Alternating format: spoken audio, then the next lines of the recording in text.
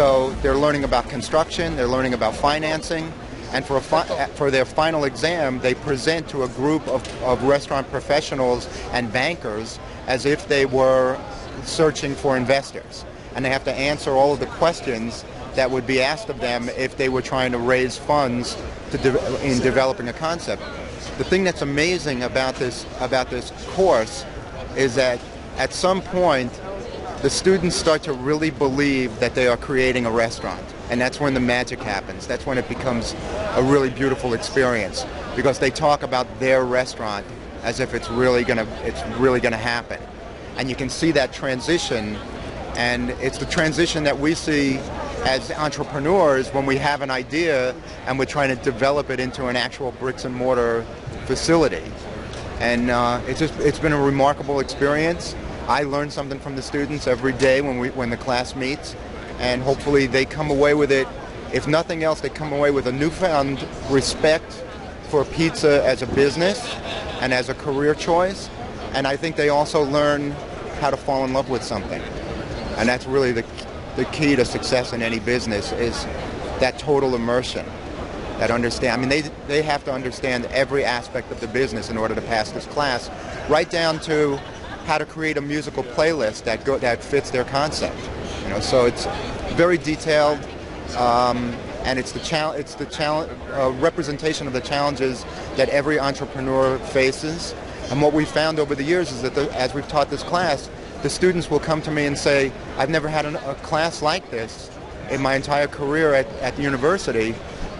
I never had a class that was this practical and that taught me how to use all of the different components that you need, the skill set that you need in order to have a business." How did the class get developed, John? The way we developed it was first as guest lecturers. So we were being invited to the university to speak to different hospitality groups, and the staff of the university saw the response from the students. We got a phenomenal response whenever we lectured.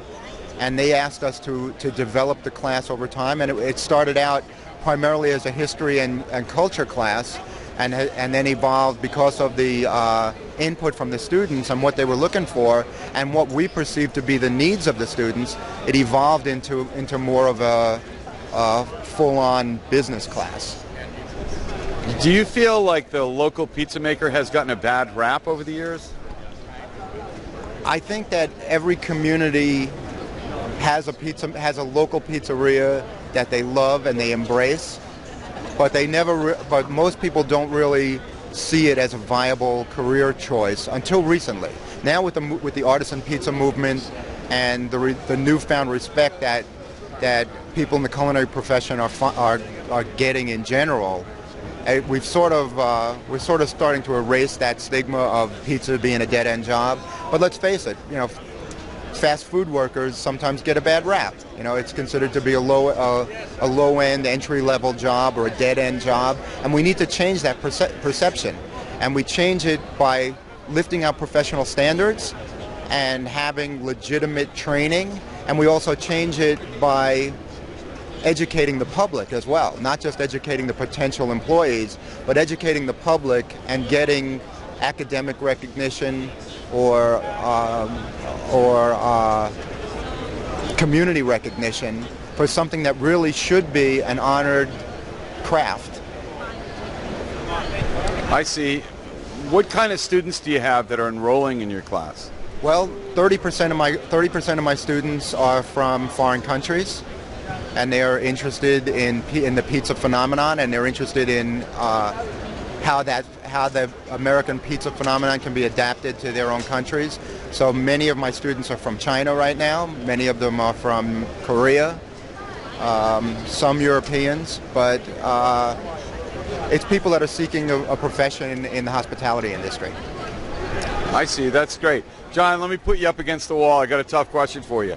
Are you a pizzaiolo or a pizza guy? I'm a pizza guy.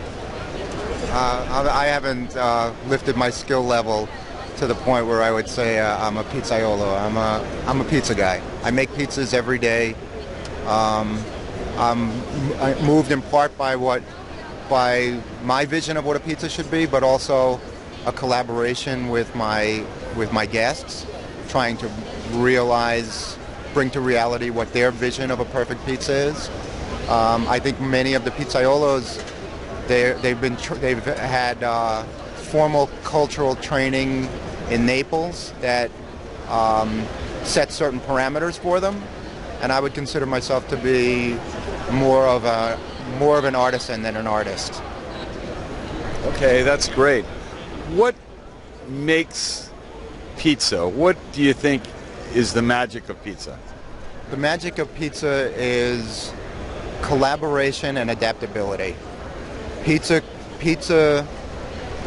takes on the characteristics, the sociological characteristics, the historical characteristics of whatever its host city is, and it's a reflection of the people and the times. So I think that democratic nature of pizza, and I say that with a small d, I think is what people love about it, and it becomes so personal. The fact that people's hands make the pizza, and that was the thing that was magic for me, was when I made my first pizza professionally at 12 years old. I stretched that pizza out and it went in the oven and it came out and it got sold, and I was mystified by the fact that something that I made with my own hands would be purchased and consumed by someone. So there's that personal relationship between the pizza maker and the guest that makes it really special. And let's face it, pizza is the great communal food of the world. This year at the Oscars, they didn't send out for tacos. They were going to have a shared meal together. They sent out for pizza. John, if somebody's interested in taking the class, how can they do that? How do they enroll in the class? How do they contact you? Well, they can contact me, get in touch with me through the restaurant, or the class is offered through UNLV, so they would have to go through the UNLV application process to register for the class. It's a 13-week class that meets for 3.5 hours a week. And of course, the restaurant we're talking about is Metro Pizza, located here in Las Vegas. Yeah. John, thank you very much for taking the time to talk to me. My pleasure. Thank you.